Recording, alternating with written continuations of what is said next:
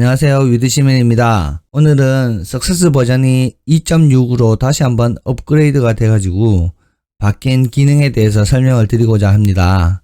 최근에 성공낙찰 전략반을 수강하신 회원님들께서 석세스를 이용하면서 바뀌어야 될 부분이나 수정해야 될 부분에 대해서 좋은 의견을 주고 계셔가지고 이 부분을 적극 반영하고 있기에 업그레이드가 빈번하게 이루어지고 있는 부분은 이미 데이터가 입력되어 있는 부분들이 조금 불편함을 드릴 수는 있으나 현 상황을 제대로 반영하고 있는 버전업된 파일을 사용하시는 것이 더욱 좋을 것이라는 생각이 들어서 조금 수고로우시더라도 바뀐 버전으로 업데이트를 하시기를 제안을 드리면서 오늘 바뀐 기능에 대해서 설명드릴 수 있도록 하겠습니다. 이번에 수정한 내용 중 가장 큰 내용은 물건 정보 프로그램에 있는 개찰 결과에 대한 내용인데요. 과거에 석세스 프로그램 2.5까지에는 한계가 두 가지가 있었습니다. 첫째로는 뭐냐면 이 물건 정보 프로그램 자체에 들어가 있는 매가나 각종 정보들이 손품 단계에서 파악된 정보이고 결국 임장을 다녀오시고 난 이후에 파악되는 많은 실질적인 자료들이 이 입찰가 산정 파일에서 들어가 가지고 활용이 되고 입찰가를 산정한 이후에는 이 현장 파일들이 소진되는 단점이 있는 반면에 오히려 인근 매각 사례 분석의 경우에는 물건 정보에 있는 데이터를 끌고 옴으로써 예를 들어서 매가 자체가 손품 단계에 있었던 매가이지 입찰가를 산정하기 바로 전, 즉 임장을 다녀오고 나서 파악된 새로운 매가가 이 부분에 파악되지 않은 상태에서 임금 매각 사례 분석이 이루어지면서 임금 매각 사례 분석이 정확하지 않았다 하는 부분, 그래서 정확도를 올리기 위해서 입찰가 산정을 하고 난 이후에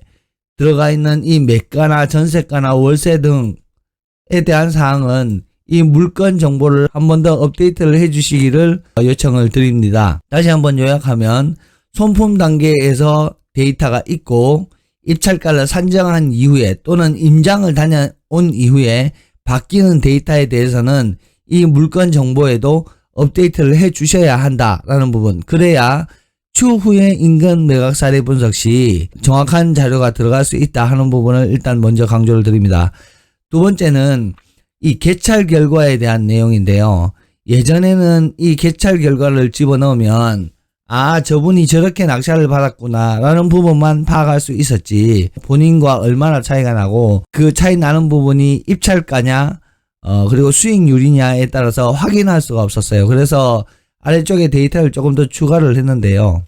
이번에 추가되는 사항은 무엇이냐면 사용하는 내용, 즉 입력하는 부분은 똑같은데 나오는 결과가 틀린 것이, 첫째로는 보시는 것처럼 낙찰자의 수익률, 즉 낙찰가를 기반으로 하는 수익률이 다시 한번 계산이 돼서 본인이 작성한 입찰가에 따른 실두금, 수익금, 수익률과 낙찰가를 기준으로 했을 경우에 수익률이 별도로 계산이 되게끔 해서 차이가 얼마나 나는지를 확인할 수 있는 셀을 추가했습니다. 이를 바탕으로 본인과 낙찰자 간의 수익률 차이가 얼마나 나는 것인가 라는 부분을 비교할 수 있도록 했습니다. 사실 이 파일은 이번에 수익률을 구현해내기 위해서 똑같은 석세스의 정보 프로그램 자체를 아래쪽에 한 개를 더 넣어놨습니다. 그래서 이 파일이 굉장히 많이 커졌어요.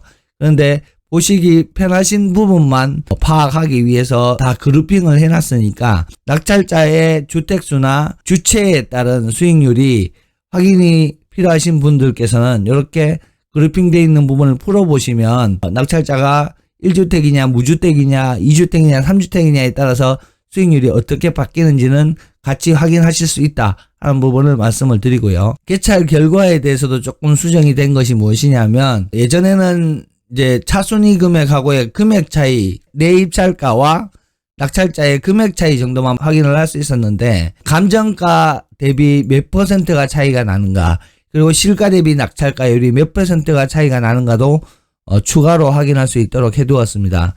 이렇게 되면 추후에 자료들이 쭉 모이게 되면 위쪽에는 본인이 인정한 결과를 바탕으로 한 입찰가의 산정과 그에 따른 실가 대비 입찰가, 그에 따른 본인의 목표 수익률이 트래킹이 됩니다.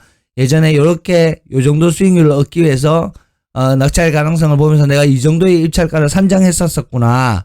근데 그 당시에 낙찰자는 이 가격을 썼고 그때 나와의 낙찰가율, 즉 감정가 대비 낙찰가율, 실가 대비 낙찰가율, 그리고 수익률에서 얼마나 많은 차이가 났을까 하는 부분을 분석을 하게 되면서 해당 지역, 해당 흐름에 따라서 내가 얼마나 더 적극적이어야 하고 얼마나 더 보수적이어야 하는지 여부를 시간이 가면 갈수록 많이 쌓이는 사례에 따라서 분석을 할 수 있도록 분석 툴을 조금 더 강화하였다 하는 부분이 2.6 버전의 가장 큰 변화점이다 하는 부분으로 참고를 해주시면 좋을 것 같습니다.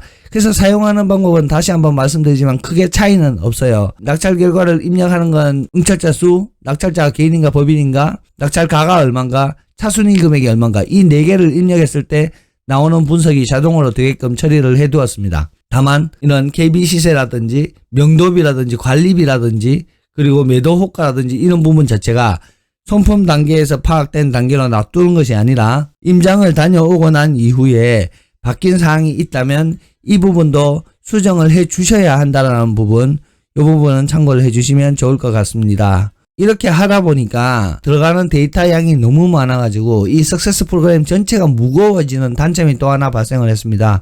그래서 예전에 버전 2.5에서 전달을 드릴 때 물건의 수를 5,000번까지 입력할 수 있도록 했는데 이 부분에 5,000번까지 유지를 하면 프로그램이 너무 커져서 속도가 늦어지는 부분이 있고 또 버전이 낮거나 PC의 성능이 떨어지는 사용자들께서는 이 엑셀이 오류가 나거나 또는 버퍼링이 너무나 길거나 또는 중간에 다운이 되거나 하는 단점들이 생길 수 있음을 확인을 해서 이 부분은 불가피하게 5,000번에서 3,000번으로 줄였다 하는 부분 참고를 해주시고 포트폴리오 감안에 있어서도 GG까지 ZZ까지 물건을 파악하게끔 되어 있었는데 지금은 AJ까지만, 그래서 물건 수가 대략 몇 개 정도 될까요? 45개 정도의 물건을 보유하신 분들께서 포트폴리오 감안하는데 문제가 없도록 양을 줄여 놨다 하는 부분 참고를 하시면 좋겠습니다. 또 한 가지 변경되는 부분이 있는데요. 포트폴리오 감안 시, 개인 포트폴리오 감안 시에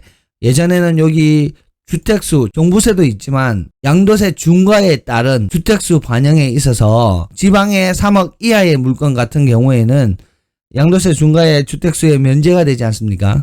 근데 이 부분을 파악하기 위해서 광역시냐 지방이냐 이 두 가지만 나누고 있었는데 정확한 법을 파악해 보니 광역시뿐만 아니라 수도권에 있는 지역도 지방과는 달리 3억 이하라 할지라도 수도권에 있는 물건들은 주택수에 포함이 된다는 걸 파악을 해서 주택수 계산에 있어서 광역시뿐만 아니라 수도권도 같이 파악이 될 수 있도록 조치를 했고, 주택수에 포함이 되기는 되나 이 수도권이나 광역시권에 있는 지역 중에 읍면의 경우에는 3억 이하라면 주택수에 포함이 되지 않는 상황이 또 있어가지고 그 부분도 수식에 넣어놨습니다. 그래서 예전에 샘플에 부산시 해운대구로 되어 있었는데 그러면 여기 광역시권이라 한 개가 추가가 됐는데 만약에 부산시 기장군 정관읍이라고 넣고 공시가격이 1억이다 라고 넣게 된다면 이 물건은 주택수에 반영이 되지 않도록 해야 된다라는 부분으로 수식을 바꾸어 놨다라는 부분 참고하시면 좋을 것 같습니다.